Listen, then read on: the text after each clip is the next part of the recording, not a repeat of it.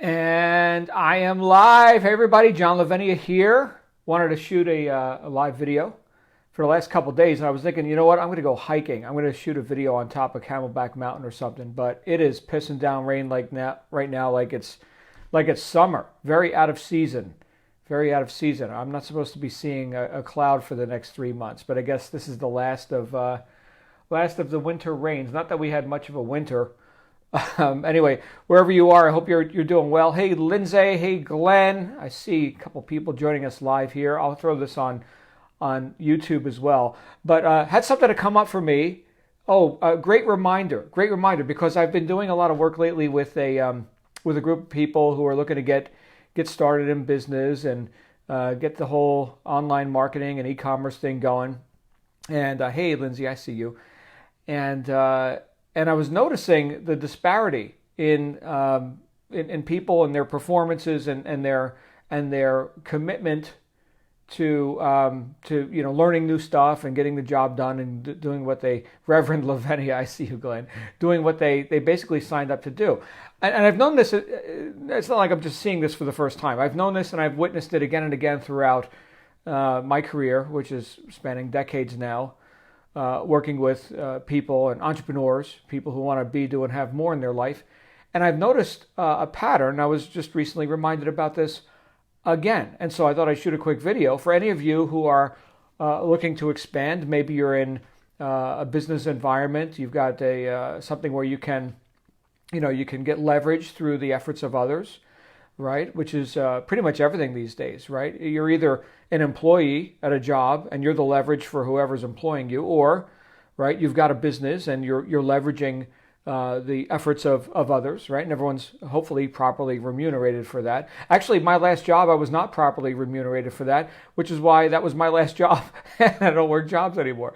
So, yeah, it's a different story. We'll go into it a different time. But I noticed that out of the thousands and thousands of people that I've worked with, partnered with, mentored, done affiliate programs with, online marketing, offline networking, you name it, right? So in the time that I've been sucking air and walking around on the planet, there is one thing that really is the defining line between those who are worth me spending my time with, which is also instructive for you, right? If you're in the type of a business, let's say you're building a sales team or network marketing or something, right? Well, who do you spend your time with? Great friggin' question. Thanks for asking, right? Here's my answer. And here's the line of demarcation, which again, I was just reminded of again, okay? And I'll tell you what it's not. Here's what it's not.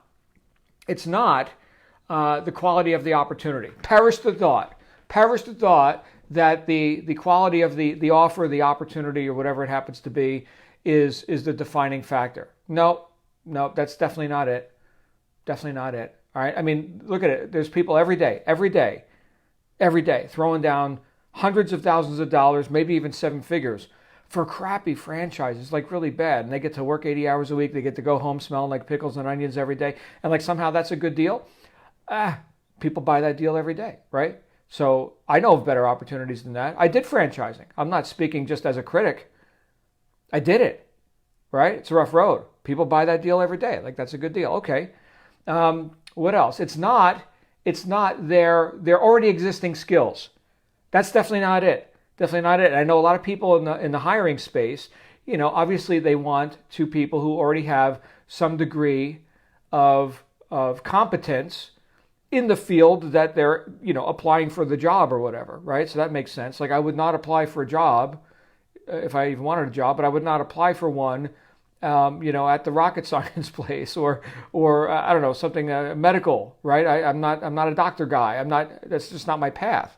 I appreciate those who are competent, very much appreciate people who are competent in that way. Okay. And certainly if you're going to enter the medical field, you've got to have some specialized knowledge, right? So that it doesn't invalidate the need for education, of course, real education, not the nonsense they're teaching in government schools. Okay. Real education, right? You don't get to be a doctor, right? Without having, some real aptitudes for that kind of stuff. But there's something behind all of that. Whether or not you think the doctor business is good to go into, or whether or not you're already the best surgeon, right? There's something behind all of that which determines the performance of that person. which actually makes the choice and can help you make the choice of who do I want to partner with? Who do I want to allow into my circle of influence and into the environment, which is also going to influence me, by the way. I'm not, living on an island here, right? There's inputs and there's outputs. So choose well who you allow in your environment. It's a big consideration. Choose well who you're going to spend your time with. Because there are people who are professional time wasters. Friggin' professional. I mean, they are amazing at it. The indecision and procrastination that they can conjure up is just breathtaking. Sure, most people piss away time like they're immortal. Okay, so how do we know who we spend our time with? How do we know who we hire? How do we know who we partner with? How do we know who we train? Yeah, because they don't already know. They don't already know. That's fine. That was not the criterion that we're looking for, is that they already know. Of course they don't already know, right? Otherwise they wouldn't need my mentoring or whatever. Here it is. Here's the one thing, the one thing, which will determine all the other things. Definiteness of desire. Unremitting, strong, unequivocating, not mealy-mouthed, not milquetoast, supercharged, friggin' I will do this or I will die, desire. I remember saying to one of my first mentors, when I had just thrown down tens of thousands of dollars to get started in this business, and it was seat of your pants kind of stuff, right? There wasn't a whole lot of structure. Okay, there was a lot of opportunity, not a whole lot of structure. I'm going to give you a quote here in just a minute. I got something on my computer I'm going to read to you. But I said to him, now that I am fully committed, I will do this. I'm going to succeed or I will be a bloody corpse. One or the other. There's no middle road. That's definiteness of desire. That's refusal to turn back. That's actual decision making. That's what that is. And then to follow that up with having integrity to one's decisions and one's vision for themselves, or it's a very self-determined thing. There it is right there. It's a very self-determined thing. Hey, Mark, good to see you, brother. And most people, quite frankly, aren't. Most of the time, I'm not, right? I'm not here to tell you I've arrived. Look at me. I'm walking on water and manifesting fish and loaves. No, I'm still on the path too. And a lot of times, because it's very seductive, looking around the environment and having the environment influence me and my integrity or lack of integrity to my vision. Right now, for example, as these words are coming out of my mouth, CNN, Constant Negative News, or Communist News Network, or whatever we're calling it these days, is shoving fear down the throats of not only Americans, but anybody who will listen. For profit, right? Sky is falling. Armageddon, baby. Check out the blood on Wall Street right now. It's all over the place. It's a friggin' bloodbath, right? So Armageddon. I hear people are coming out of the stores and the wholesale clubs, Costco and everything, with piles and piles of toilet paper. So the toilet paper, it's a good thing to have, but I don't think the toilet paper factories are shutting down. Anyway, they're prepping the best they know how, I suppose.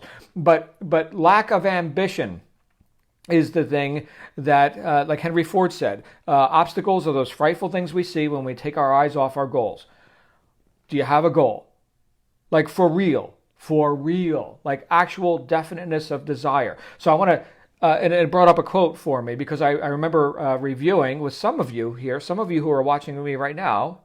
Okay, Lindsay, Communist News Network. Yeah, you got it, Lindsay. Destroy America from within. It's in full swing. I think people are wising up. They damn well better wise up. They damn well better. Okay, because it's getting out of hand. But anyway, I remember reviewing one of my favorite books of all time, Think and Grow Rich by Napoleon Hill. And this line that came across, just flashed across my mind when I was thinking about some of the people who I've attempted to help, attempted to work with and instruct and help, get up and running in business and get profitable and things.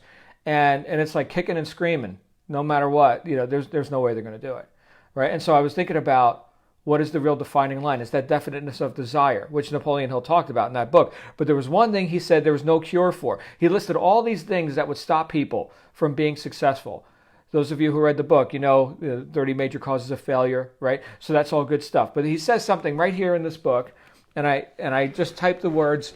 This is my Kindle version right now. Original text, by the way. Always get the original text. And it says here, this is the line that came up for me when I was thinking about it. It says here, there is one weakness in people in which there is no remedy. It is the universal weakness of lack of ambition! Exclamation point, all caps. Yeah, there it is. And then you can see lack of ambition. You probably can't see it. It's too small. But it shows up again and again in all caps. Like, this is the one thing that, my goodness, you're in trouble if you don't got this. There was one in here. Yeah, this is good stuff. The 6 Ghosts of Fear, if you haven't read this book. Oh my goodness, the final chapter, the epilogue, 6 Ghosts of Fear. The number 1 is fear of poverty. Symptoms of the fear of poverty. Listen to this. Indifference, commonly expressed through lack of ambition, willingness to tolerate poverty, acceptance of whatever compensation life may offer without protest. See, that's not being causative, that's being effect. That's you succumbing to circumstances, conditions, what CNN thinks, whatever, right? Mental and physical laziness. Lack of initiative. Imagination, enthusiasm, and self-control. He goes on. There's a couple more points I'll just enumerate. Indecision. That goes hand in hand with it, right? What is a decision? It's a cutting off point. I've decided. That's it. I choose this. Out of all the other possibilities, I just cut off this one. That's a decision. That's where that word comes from, the Latin root word of decidere, to cut off. Okay? Doubt. Worry. And again, I haven't arrived with all this stuff, right? These are reminders. This is for me. John, make a damn decision. Overcaution. Right. The habit of looking for the negative side of every circumstance, thinking and talking of possible failure instead of concentrating upon the means of succeeding, right? Knowing all the roads to disaster, but never searching for the plans to avoid failure. And finally, procrastination, which is basically the same thing as indecision. Because to decide but to not act is to not have decided. Indecision and procrastination are right there. Basically the same thing. Okay, so this is huge. What is the cure for all this? Definiteness of desire. That's it. I would rather work with a nobody, a so-called nobody, right, with a huge amount of desire, than somebody who thinks they already know everything, which admittedly I don't, okay? Somebody who already knows everything and, they can't really lift a finger because they already know everything, right? A quote came up for me the other day while I was in the gym from Eric Hoffer, believe it or not. Those of you who don't know who that is, he wrote a book called The True Believer, which actually is talking about how cults and major movements are formed. Interesting thing to check out. But anyway, there was this quote that came to mind. It said, in times of change, the learners inherit the earth, while the learned find themselves beautifully equipped to deal with a world that no longer exists. Are we in times of change? Yeah. You willing to learn stuff? You're not going to be if you don't have strong, definite desire, a reason to reach higher than you have before, a reason to do some honest self-appraisal and say, holy crap, I don't know everything, right? So hopefully this was instructive. I was inspired to do this. I wanted to go climb Camelback today. That didn't work out. Actually, I could, but there's actually lightning here. There's actually lightning. It's March. We're not supposed to see clouds for 3 months.